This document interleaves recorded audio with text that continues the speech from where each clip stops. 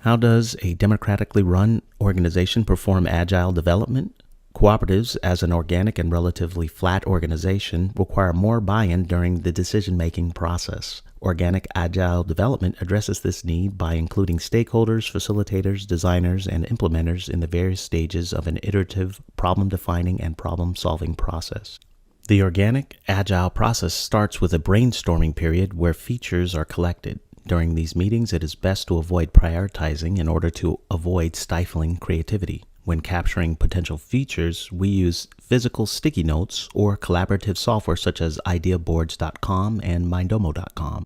During the brainstorming sessions, all ideas are valid and no ideas are rejected. The aim of the session is to increasingly build on the ideas presented. Examples of brainstorming topics can be the creation of potential feature names, how the team will address identified features, or how you will address previously identified problems or risks. Mocks that are hand-drawn or created using low-definition mock software are useful during this time. Brainstorming can take place at the beginning of an engagement or at the end as a part of a retrospective. After brainstorming, we need to limit the amount of features that we focus on. We do this by making the must-have features a priority for the next 2 to 3 sprints. Initial estimates in the form of t-shirt sizes like small, medium, and large are useful here in order to fit the features into this sprint window. Also, when prioritizing, it is good to include some housekeeping tasks, such as paying down technical debt. Planning is about scheduling time and resources for the creation of tickets. When scheduling, we put must-haves first, and then we work out the logistics for having the right people on the planning calls. The act of planning often includes creating new tickets in order to solve problems that arise in previously created tickets. During these meetings, domain-specific jargon is used in order to define the problem space. This helps to cross-train people with the team and relieve some of the dependencies which end up causing blockers during implementation. The planning meetings are designed to support sprints that have a 2-week duration.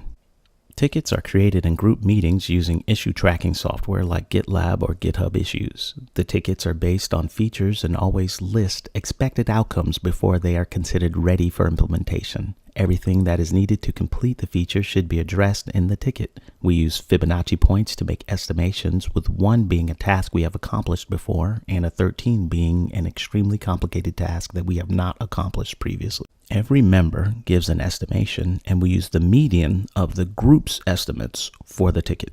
We treat user experience as a first-class citizen, which means we try to use a real designer whenever we can. We add high-definition mocks to the tickets if there are any visual components, and if the ticket is an API, we give examples of calling the API, such as a curl command. We try to get stakeholder approval on the mocks before we start work on tickets when possible. During implementation, we usually engage in pair programming on a remote shared pairing box. This reduces the blocker of having to set up individual machines while also allowing for more cross-training. We use a pull system for ticket assignment where individuals pull tickets that they want to work on instead of having an assignment system where work is assigned to individuals. We commit work into Git with a ticket number which automatically shows the commit in the ticket for future reference.